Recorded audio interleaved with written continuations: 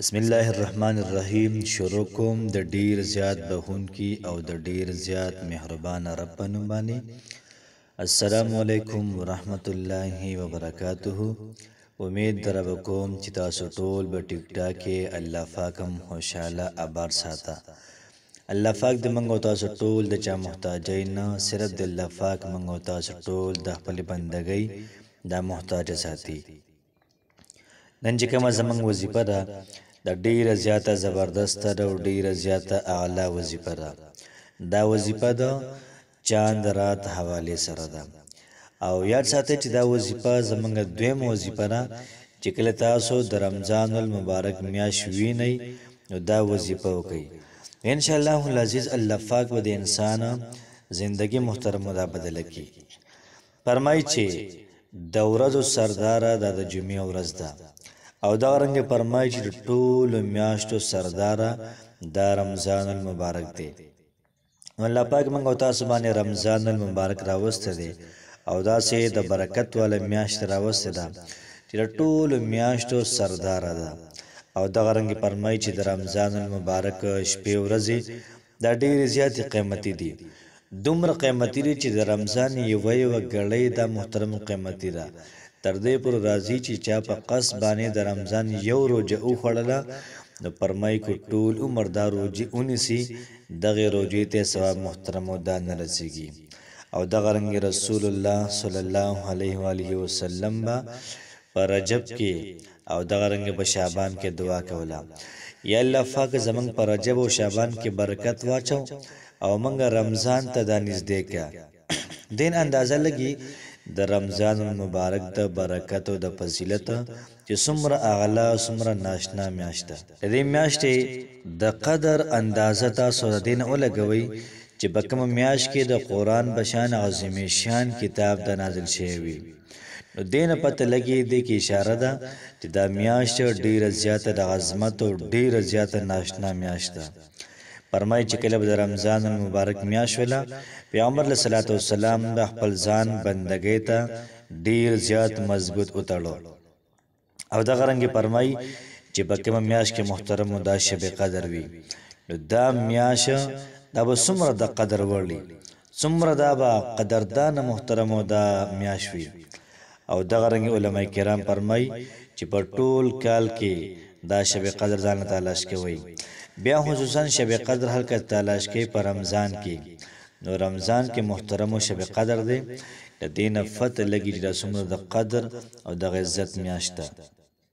او دا غرنګ الله پاک د رمضان مبارک د میاشت نسبت ځان ته کړي چې رمضان دا زما میاشت ده. نو کله چې څوک سپوږمۍ ویني په هغه باندې نظر پریوزي او دا وظیفه وکي ان شاء الله العزیز ټول ژوند مد انسان د برکت نه محترم او دا ډک شي. الله پاک به انسان ته مال او دولت ورکي. الله پاک به انسان خوشاله کی. دا سه نعمتونه الله پاک د انسان ته ورکي چې د انسان مخ کې درستهان دا ډیر زیات تشو او دا غرنګي خوږی میوه پسې دا غرنګي فروټو چاټ پسې دا غرنګي غوښه پسې انسان محترم دا بلندې دو او گاونډیان به ارسس په هو د دوی براسیز نو محترم د دې وظیفه په برکت باندې الله پاک درستهان او دا غرنګي فرج کولاوي پریزر کولاوي الله پاک پکې بے پناه میوه محترم دا د انسان ته ورکی. دومره پراهیم باندې انسان باندې الله پاک راولي دومره پراهیم چې د انسان بچانه غواړي نه بل به محترم دا ورکی. یاد ساتئ چې ډیر زیات قیمتي ورځ شپې دي او په د دې ورځ شپه موږ نه قدر وکړه د جبرائیل علیه السلام محترم د اخیری کړي او پیغمبر علیه السلام په امین ویلې چې پیغمبر علیه السلام په امین ویلې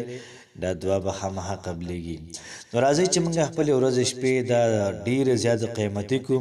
او موږ په خپل پروردگار دا پکې خوشاله کو. او فرمای رسول الله صلی الله علیه و آله وسلم فرمای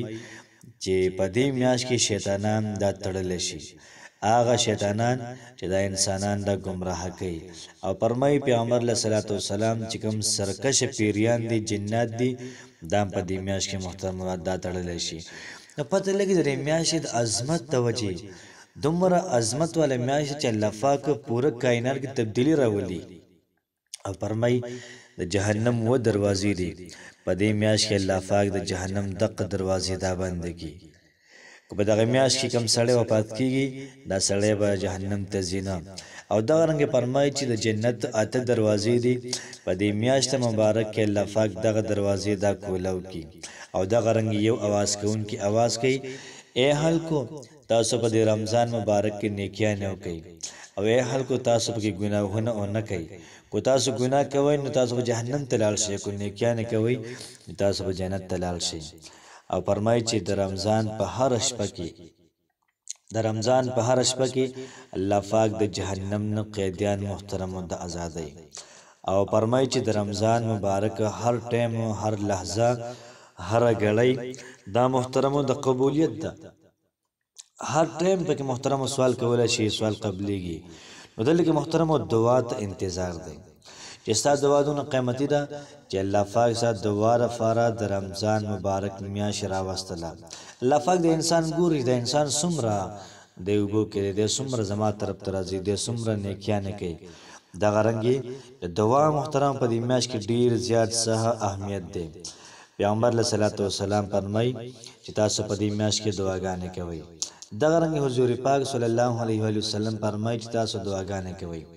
او کله چې یو انسان دعا وکي الله پاک د انسان دعا لازمی قبلې نو دغه رنګ الله پاک د انسان ته نعمت ورکي کو چرته دغه نه ویني په انسان کو چې د مصیبت راځي نو الله پاک د انسان نه مصیبت دالر کی یاد ساتئ چې الله پاک په دې ډیر زیات خوشاليږي چې کله انسان دارا پاسه الله پاک ته دو رکعت منځو کې او دغه رنګ لاسونه برکې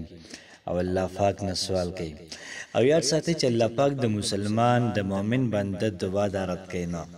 او چې کله کله زمونږ دعا رد کیږي په هغه به کیږي ځکه نو چې الله پاک د هغه مقابله کې او نعمت راکړي الله پاک موږ سره احسان کول غواړي الله پاک دغه آخرت د پاره را سٹور کوي یاد ساتئ چې کم سړی تکبر کوي دغه سړی محترمه دعا دا نه قبليږي الله پاک دا سي ناشنا ذات دی چې الله پاک نه موږ اوسېز غواړو نو الله پاک انسان ته ورکوي الله پاک انسان ته ورکوي بعض وخت مور پلار دا سوي چې دا ماشومان د مور پلار نه پیسې غواړي ډېر غواړي تنګ کی هغه می څه تنګ شي کله کله د قارم شي والله پاک دا سي ذات دی چې هغه په ورکولو باندې محترم دا تنګي کینه تاسو ته اندازه شوی چې دا میاش څومره قیمتي ده چې میاش څومره قیمتي ده دا غرنګي د دې میاشتې چې کله منګ میاش ګورو دا وسونه قیمتي او یاد ساتئ چې کله منګ دا میاش وګورو او منګ دا وظیفه وکړو ان شاء الله العزیز الله پاک به زمونږ حاجتونه دا پوره کوي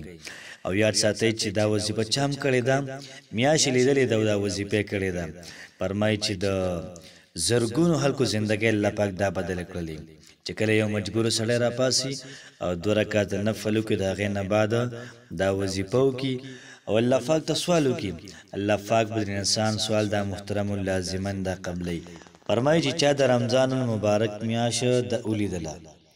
دله پکار چې حق کله مزیدار اعلی چاردام دیو کی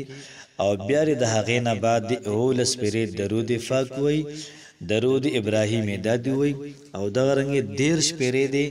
سورۃ الکوثر وای سو پیری دیر شپری دی سورۃ الکوثر وای 30 پیری او بیا د هغې نه بعد اول سپری درود شریف وای ان شاء الله العزیز ان شاء الله الله پاک به انسان ته دومره رزق ورکي الله پاک به انسان ته دومره مال او دولت ورکي دومره خیر او برکت به الله پاک انسان ته ورکي چې دا انسان محترم او دا به حیرانه وي کوشش وکړئ چې دا وظایف دا مکه خلکو سره شیر کوي سازو کلیوال یا دغه رنګ سازو خپلوان دي هغوی ته دا وظایف د ډیر زیات ضرورت دی یاد ساتئ چې کوم ځکه انسان عقل کار کوي دي اقزانه محترم وظایف دا کار شروع کوي وظایف کې زم نشته دي صرف د الله پاک کلام دی او سورۃ الکوثر دا د الله پاک کلام دی او فرمایي چې کوم سړی د هر ماهام د مانځنه بعد 101 پیری سورۃ الکوثر وای الله پاک به انسان رزق دا ډیر زیات پراه کی نو کوشش محترم کو چې ډیر زیاتې بهترین غړي او ډیر زیاتې بهترین وختونه در روان دي چې یو ټیم دا منګه ځای نه کو الله پاک خوشاله ساته السلام علیکم ورحمت الله وبرکاته